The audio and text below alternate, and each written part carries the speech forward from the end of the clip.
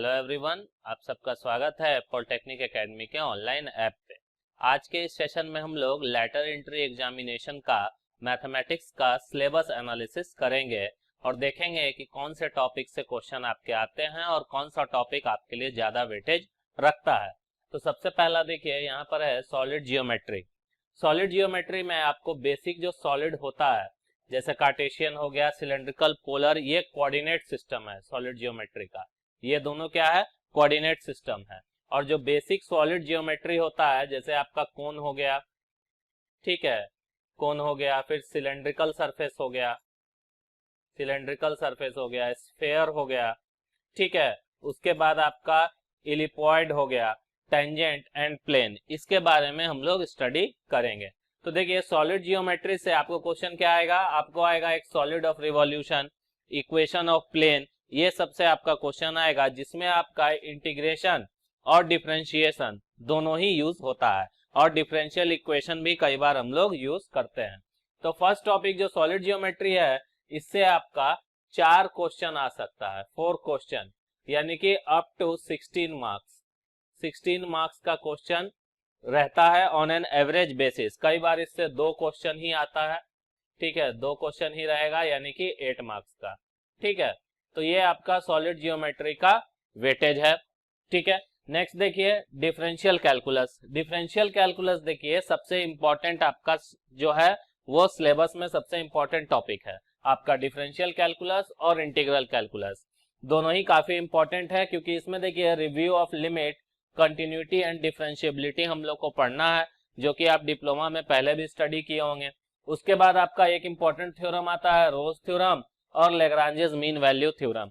इन दोनों थ्योरम पे एक क्वेश्चन गारंटीड आपका रहता है, एक क्वेश्चन आपका गारंटीड रहेगा, एक क्वेश्चन आपका लिमिट, कंटिन्यूटी, डिफरेंशिएबिलिटी, ये तीनों मिला करके एक क्वेश्चन या 2 क्वेश्चन, ठीक है।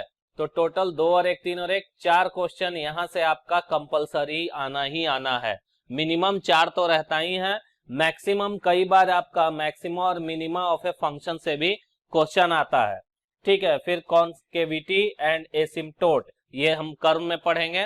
तो इसके बारे में पूरा डिफरेंशियल कैलकुलस जो है आपका बहुत ही इंपॉर्टेंट है, जो कि आपका कम से कम 40% क्वेश्चन जो है वो डिफरेंशियल कैलकुलस से आपका रहेगा। 40% क्वेश्चन आपका डिफरेंशियल कैलकुलस का हर एक टॉपिक को छूते हुए रहता है on an average basis. Next देखिए, आपका इंटीग्रल कैलकुलस है। इंटीग्रल कैलकुलस में अगेन आपका computation of surface and volume, ये सबसे ज्यादा इंपॉर्टेंट है स्टूडेंट, ठीक है। इससे आपका सबसे ज्यादा क्वेश्चन आता है और हर बार आया है। इससे कम से कम आपका 3 क्वेश्चन रहेगा, 3 क्वेश्चन कम से कम इससे पूछा जाता है। फिर आपका आ गया चेंज ऑफ इंटीग्रल और डबल इंटीग्रेशन, इससे कभी क्वेश्चन आता है, कभी क्वेश्चन नहीं भी आता है। फिर आपका गामा फंक्शन से एक क्वेश्चन रहेगा, 1 क्वेश्चन, यानी कि 4 मार्क्स, 4 मार्क्स गामा फंक्शन। फिर आपका एक इंटीग्रल आपको निकालना होगा, इवैल्यूएशन करना होगा, एक इंटीग्रेशन दिया होगा, उसको आपको सॉल्व करना होगा, तो वो आपका 2 क्वेश्चन रहेगा। तो 2 और 1 3 और 3 और 3 6, 6 question on an average. Average 6 question जो है वो आपका रहेगा इंटीग्रल कैलकुलस से। तो 6 यहाँ हो गया, 4 यहाँ हो गया 10 और 4 आपका यहाँ हो गया 14, यानी कि 14 नंबर जो 14 क्वेश्चंस जो है वो आपका बेसिकली इन 3 सेक्शन से ही रहता है। नेक्स्ट आपका देखिए है डिफरेंशियल इक्वेशन, इससे भी आपका 3 क्वेश्चन गारंटीड आता है। 3 क्वेश्चन आपका डिफरेंशियल इक्वेशन से रहेगा, जिसमें dependency of solution, first order और सेकेंड ऑर्डर से एक एक क्वेश्चन आपका आता है, और एक क्वेश्चन आपका यूलर इक्वेशन से आएगा। एक क्वेश्चन किससे रहेगा? आपका यूलर इक्वेशन से। तो ये कुछ इंपॉर्टेंट टॉपिक्स है जो आपको पढ़ना है, ठीक है।